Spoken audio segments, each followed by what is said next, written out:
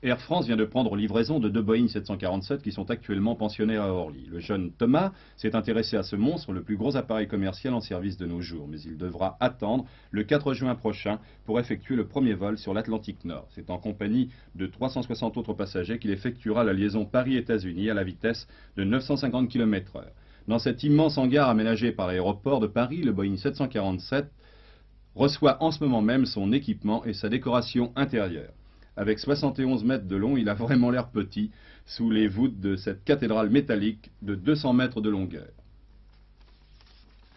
Pour notre petit bonhomme, la carlingue encore vide est bien entendu impressionnante. La version retenue par Air France est de 36 passagers en première classe et 324 en classe économique.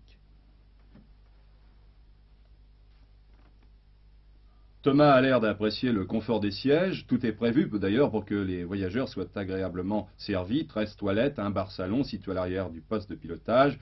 Une épaisse moquette recouvrira la structure du sol. Voilà, on est installé pour le grand départ.